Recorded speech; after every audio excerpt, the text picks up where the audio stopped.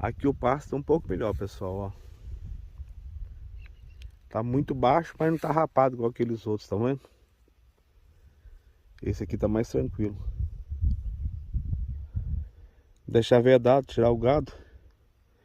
Passar uma roçadeira pra tirar essas árvores pequenininhas. Pra não deixar sujar demais os pastos. Aí vai ficar legal. Esse aqui vai ficar daqui um mês e meio, vai estar 100%. Menos mal.